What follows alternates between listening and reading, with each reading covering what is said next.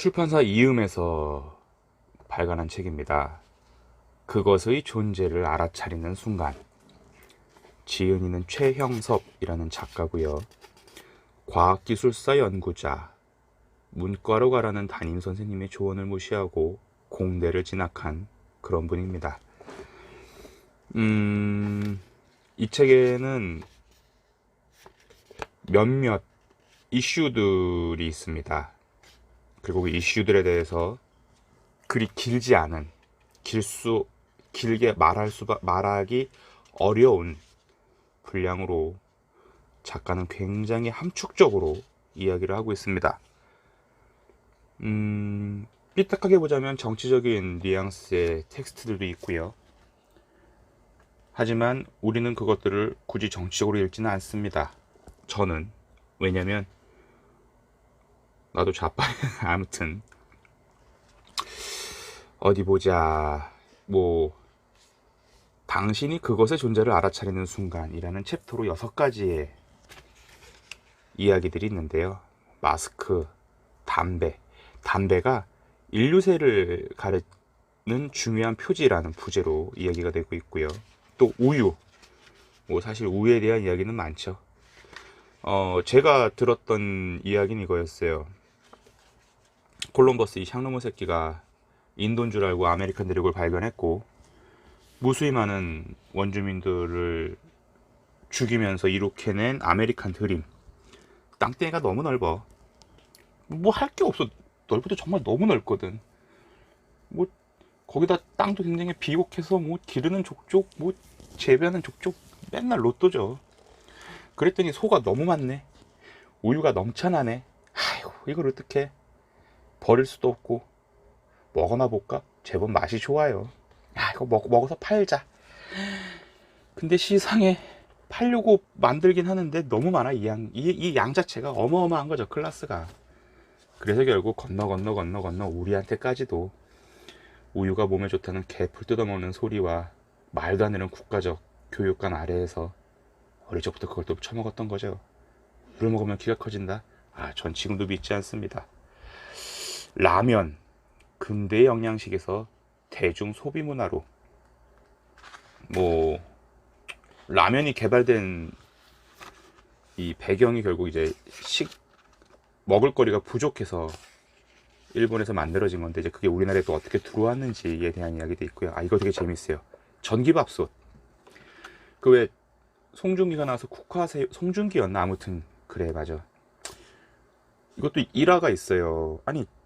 그러니까 14년 전에 결혼할 때 압력밥솥을 하나 샀는데, 전기밥솥이죠, 흔히 말하는. 이게 한 3년차에 고장이 났단 말이죠. 4년차쯤에. 그리고 AS를 맡기려고 했더니 수리비가 13만 원이 나온다는 거예요. 구매했을 때 제가 알기로 10만 원대 후반, 20만 원대 극초반이었는데. 그래서 야이씨, 말이 되냐.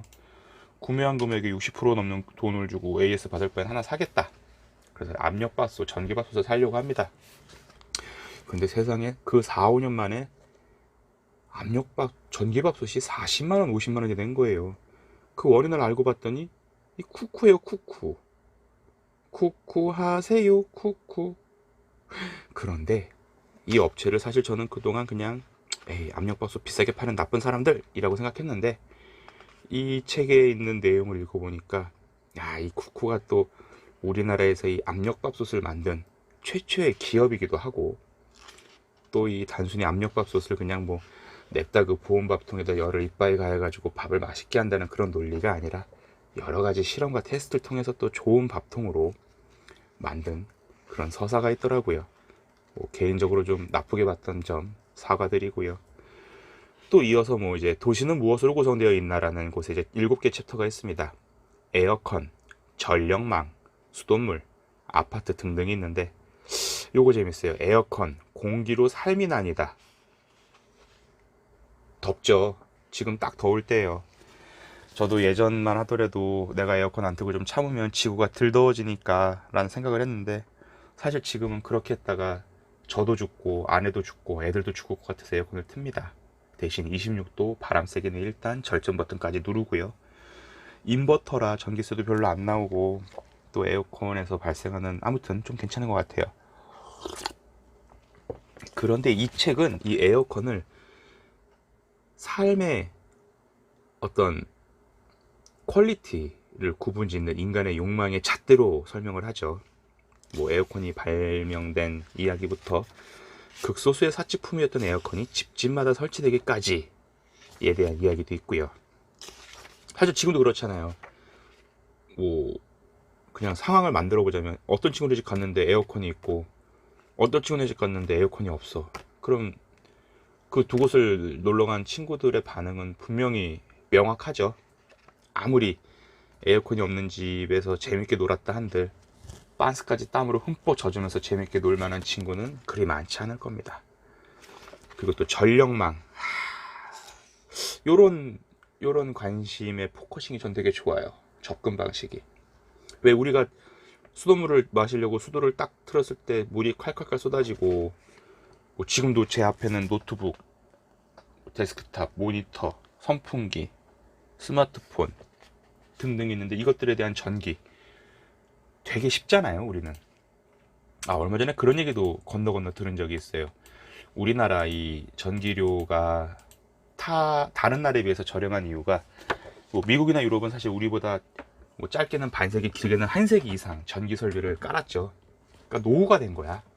그러니까 결국 그 전기 설비의 유지 보수비가 결국은 시민들이 이용하는 전기료에 포함이 됐기 때문에 전기료가 비싼 거라고 하고, 우리는 그에 비해서 아직 유지 보수 비용이 많이 발생하지 않기 때문에 또 전기료가 상대적으로 저렴한 것이다라는 꽤나 합리적 의심이 드는 이야기도 들었는데, 이 책에서도 또한 이제 그런 얘기들을 합니다. 이 전기들이 우리는 되게 쉽지만 어떤 과정을 거쳐서 우리한테 오는지 그 여정이 재밌습니다. 해가지고 그냥 읽는 내내 뭐야 꼴랑 6페이지 5페이지밖에 안 돼, 너무 아쉬울 정도로. 마치 이 책은 브리테니커 백과사전처럼 아주 커다랗게 백과사전으로 만들어서 챕터별로 편집 이쁘게 해가지고 한 4권쯤 전집으로 딱 만들어도 좋을 책을 이 문고판 한 권에다가 압축을 시켰어요. 그러다 보니까 많이 아쉽죠. 바둑판을 뒤집은 인공지능, 우리 이세돌 이야기도 나오고요. 성수대교 붕괴, 가슴 아픈 이야기이지만 또 이 다리가 붕괴된 이야기에 대한 이야기도 나옵니다. 성수대교 얘기는 저도 들은 적이 있어요. 그 당시에 독재를 한 대통령분께서 유럽을 갔다 왔는데 거긴 교각 사이가 긴 거야. 그러니까 예를 들어서 똑같은 길이의 다리예요. 근데 우리나라는 교각이 10개인데 거기 갔더니 6개밖에 없는 거지. 근데 그게 이쁘거든. 시각적으로 시원하고. 그래서 이제 와서 저거 한번 지어봐라 해서 지은 건데, 결과적으로는 충분한 보강에 대한 꼼꼼한 체크가 없었고, 하물며 그 공사마저도 부실공사의 냄새가 다분했었고요. 좋아요, 이런 책.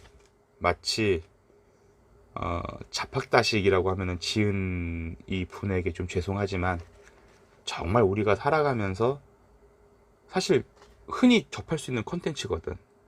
생필품이 된 스마트폰, 무선 호출기가 만들어낸 사회변동. 지금 삐삐는 안 쓰지만 사실 지금도 삐삐를 3만 명, 5만 명 정도가 쓴다고 합니다. 중요한 곳에서 쓰죠. 스마트폰은 사실 손바닥에 있는 PC라면 삐삐는 그거에 비하면 굉장히 단순한 제품이거든요. 약 20자리의 숫자만 전달해주는 제품. 몇 비트나 되겠어요. 바이트도 안 되죠. 바이트도 비트죠. 비트. 바이트인가?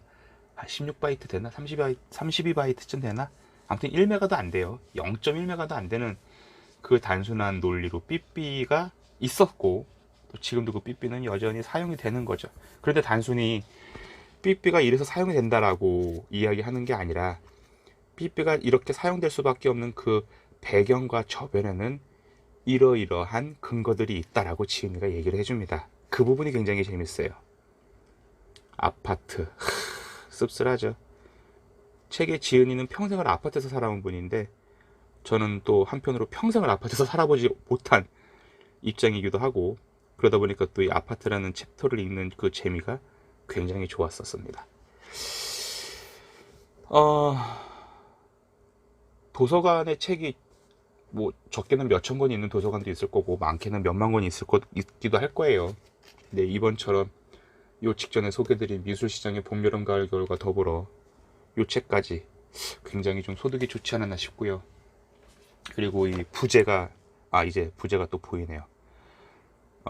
그것의 존재를 알아차리는 순간이 오리지널 제목이고요. 부제가 일상을 만든 테크놀로지입니다.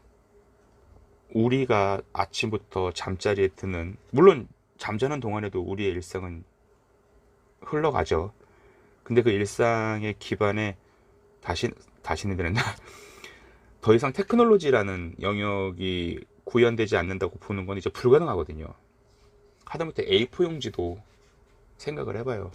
나무를 베서 펄프화해서 종이를 만들어서 또 이렇게 코팅 뭐 여러 가지 화학 처리해서 210에 297로 재단을 해서 또 포장을 해서 유통을 해서 브랜드를 달고 패키지 디자인을 해서 쇼핑몰에다 올리고 그걸 또 주문하면 또 택배 기사님들이 또 우리 집까지 갖다 주고.